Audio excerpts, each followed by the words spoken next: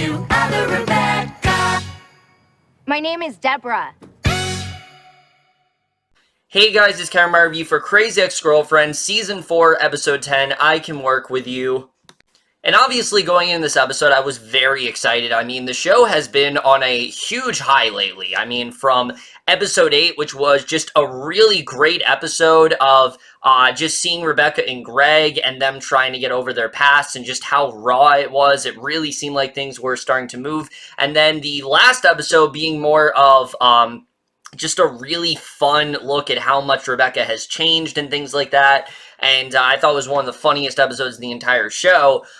So obviously, I was very excited to see how this episode would follow up, and while I don't think this episode was as amazing as the last two, this was still a damn good episode. There was a lot to love about this one. It was a much smaller episode than the ones that we've gotten in weeks past, but it's still one that I really did enjoy a lot, and I really do want to get into it.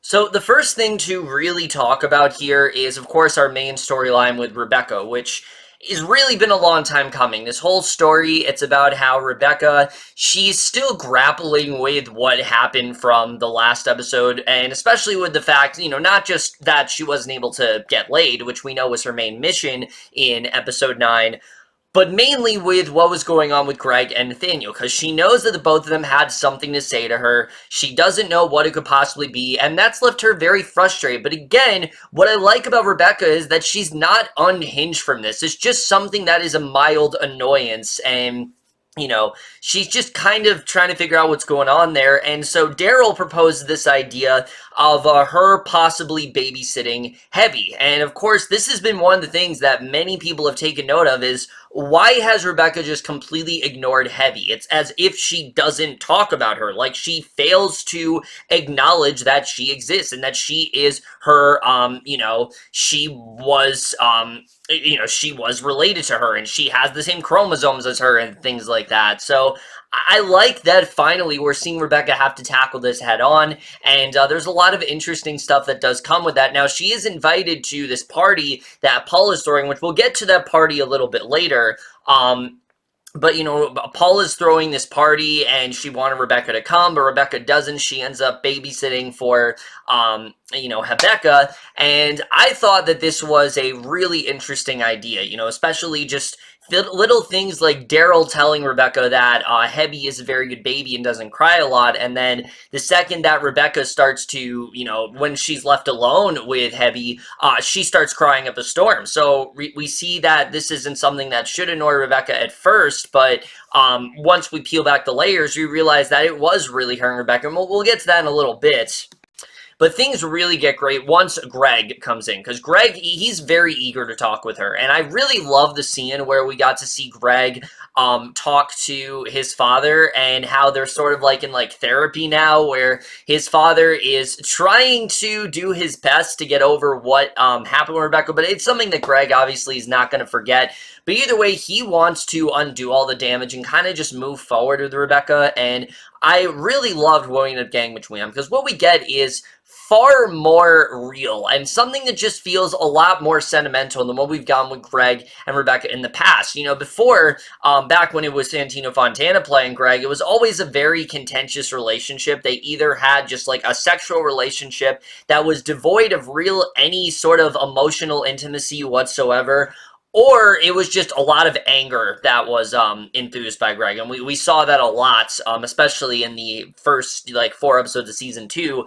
So to see where they end up taking Greg and Rebecca here, I really loved where they end up going. Because we see that Greg, he really does want to help Rebecca. He really is trying to make things better for her. And this gets Rebecca to really start to unravel and really admit one of her deepest fears, which is the fear of her just ruining Heavy's life and feeling like if she is as far away from Heavy as possible, then Heavy will just be better. And I really did love this moment because it finally makes sense why Rebecca hasn't really wanted any sort of contact with her, because she's worried that she's going to just cause harm and that she's a danger to her, because it reminds her of when she was a lot more reckless and when she didn't think as much about things. And that moment with Greg, it just feels so pure. And again, it really does show how much Rebecca has changed, and I really did love that moment where Greg, he is not weirded out by this. He actually ends up kissing her. They later do end up having sex, and we see that these two have just a very authentic and very real relationship, and that's something I'm very excited to get more into, is seeing if can these two possibly last. I mean, when you have someone like Greg, who has been pretty prominent in Rebecca's life, but not for a while, to see these two actually get to have this really sweet relationship that actually seems to be going somewhere, it's really nice to watch. And there's a lot of stuff to really love there. Obviously, you know, Greg was comforting Hebby and got her to just stop crying, and that's really what prompted Rebecca to think this realization. But I especially love the moment where she goes to Rebecca and basically just kind of wants to start over with her and tells her that, you know, she introduced herself to her, and she wants to try to have that good relationship with Rebecca that I think she knows is possible, but she just hasn't really tried. And I like that Rebecca is trying to move forward. Again, it just shows how much she's changing as a character and how much she has evolved over time. And I know many instances of seeing that this season, but I feel like this is one of the best moments we've seen from Rebecca, because again, if this was season 1 or season 2 Rebecca, this would have absolutely caused her to just down spiral. But the fact that she actually wants to move forward, and not just that, but also acknowledging that the reason that she feels this way is because of her, you know, is because of her disorder. I love seeing, I like that she is aware of that, and she's telling Greg that, you know, her borderline can cause her to reveal things that she doesn't want other people to know. And it's just good to see her be in check with, you know, her emotions and understand what she's really going through. And it's really great to see, and I love the way things do end there. I'm very excited to see where things do go for Rebecca moving forward, and I thought this was just a really nice plot, seeing these two actually getting to bond, seeing Greg confessing that he still does care about her. We realize that there is no more baggage for these two. I mean, sure, before there was, but Greg clearly is past it. Rebecca has pretty much revealed everything she can to him, so there really is nothing more for the two of them to hide, and it seems like it's only going to be up for these two. But again, it's only episode 10. There's still about 9 more episodes to go, so a lot can happen in that time, and I'm excited to see what ends up happening there. Now, of course, on the other side of things, we have Paula and her trying to host this sort of game night for everyone, and this was a great idea because, one, it utilizes the entire ensemble, and I'm not just talking about, like, our main characters, but you got Hector in there, Beth was in there as well, which was really cool to see, especially since I didn't really think Heather had much time left on the show, so I like that they're still using her when they can. Vella Lovell is just such a talented actress and so great as that character. How can you not use her as much as possible? But it also gets Paula to confront her deepest fears and finally gets us to understand why she's been so apart from everything. Because if there is one complaint that I have had with this season, is that I feel like Paula and Rebecca's like friendship hasn't been as front and center as it has in other seasons. And this episode, it kind of makes sense. You know, at first, Paula, she is having them play this ridiculous game of charades, but it all has to do with legal-related stuff. And you know pretty much from the get-go that this is clearly Paula trying to cover up the fact that she has graduated from law school and, you know, she feels bad because she didn't really tell anyone about it. And I really love this moment. I love that she got to graduate law school. It was a huge accomplishment for her. We know how hard it's been for her, and the fact that she's actually had to graduate, you know, she's gotten to graduate is great to see, and I'm excited to see where Paula does go moving forward. But that moment with Scott where she really does confront, you know, what she's been hiding from them, and they're actually okay with it. Like, none of them are upset that she's kept this from her. They're all very supportive, and it's just a really great stepping stone for Paula. I love the way that was done.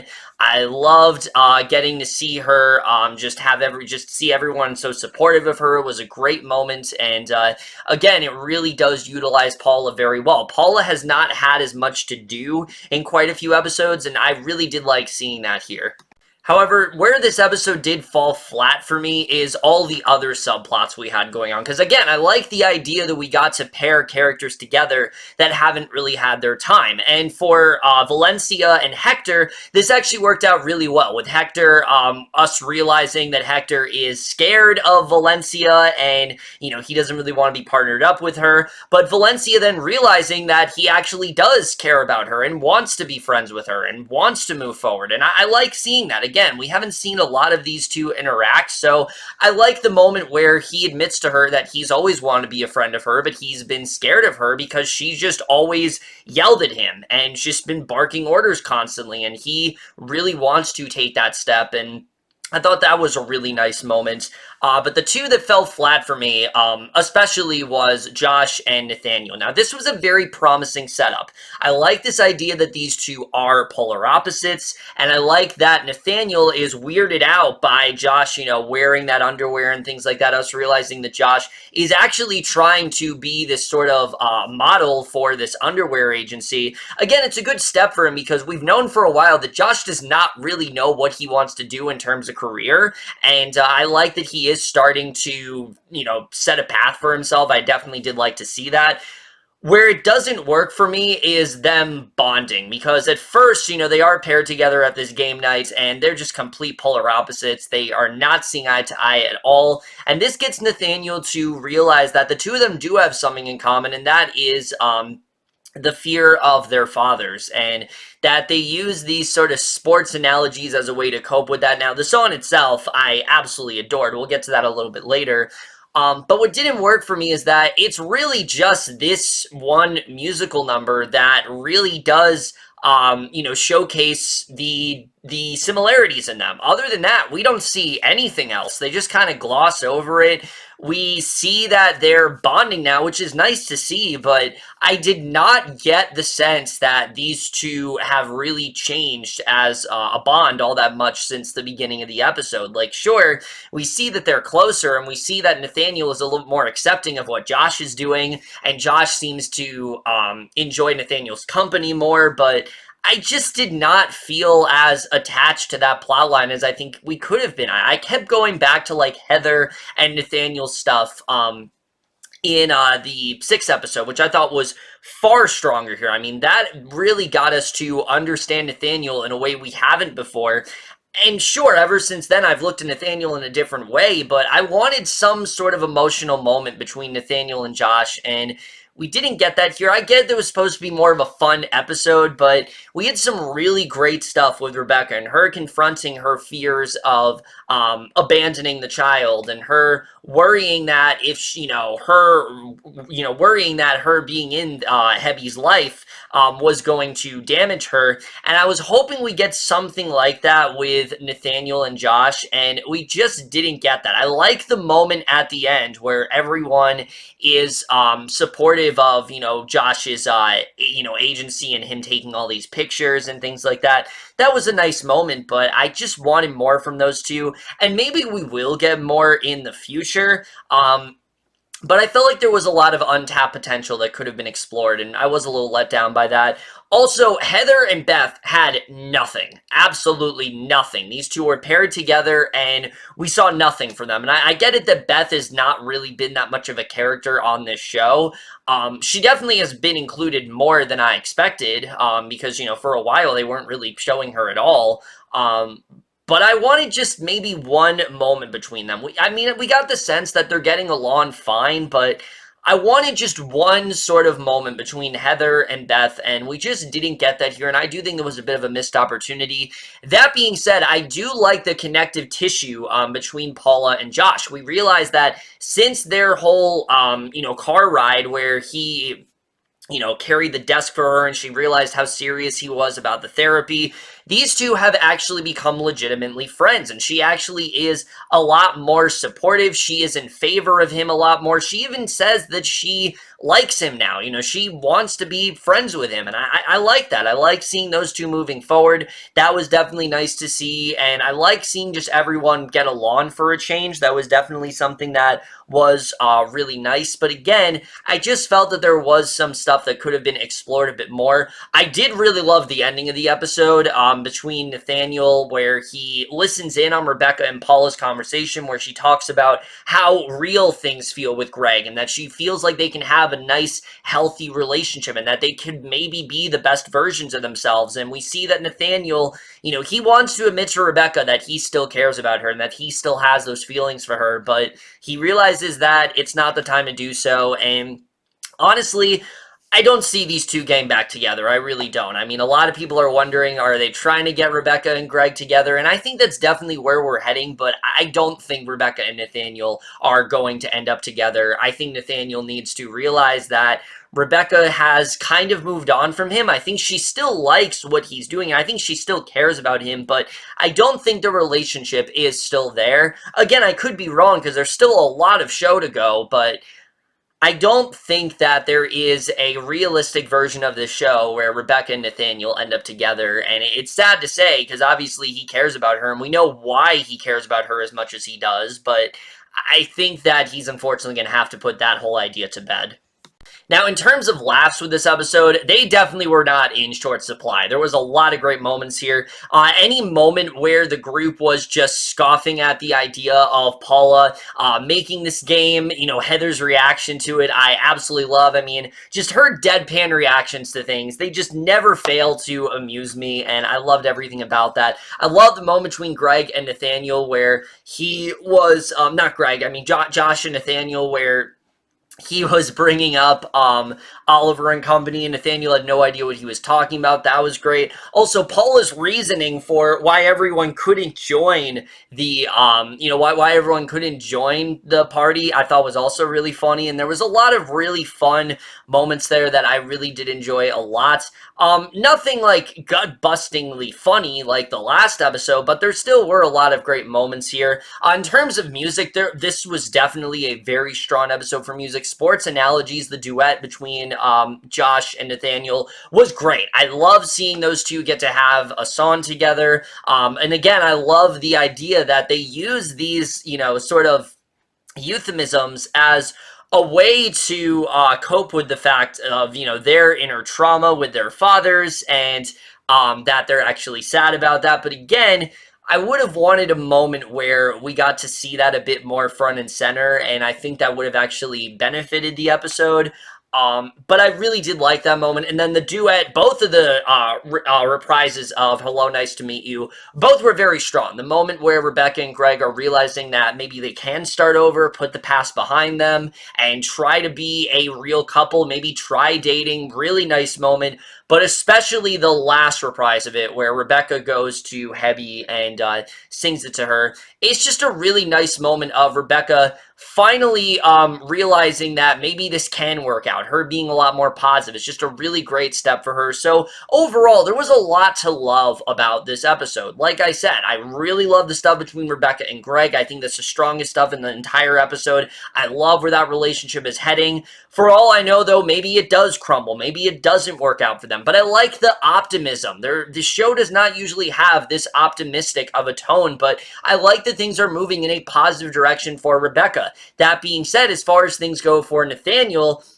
I don't think things are going to go quite as well for him. I think he needs to realize that him and Rebecca, as much as he wants it, I don't think they're going to end up together. And I think things can still end happily for Nathaniel, but I think he needs to just realize that things are not going to be the way he wants. I think they can still be friends, but I don't think she likes him in that way anymore. Maybe she does. Maybe I'm wrong. But where it seems like it is now, Rebecca in her current state, it does not seem like she has that same, that same sort of adornment for, Nathaniel that she does for Greg. And I think definitely, you know, I think that's something that he's going to have to realize. There's definitely a bit of a disconnect there. And then as far as things go between Josh and Nathaniel, I do want to see more of those two together. Because again, I think we can definitely get more from that relationship. I'm hoping we do see more moving forward. I want to see more with Josh's underwear agency, if that actually works out for him, if he actually becomes this spokesperson. Because again, that is actually a good direction for him. It makes us realize that he is starting to figure out what he wants to do career-wise. And that's definitely really great to see. Even Daryl moving forward, I mean, he is actually trying out dating now. He is actually trying to get back out there, and it's showing all of these characters.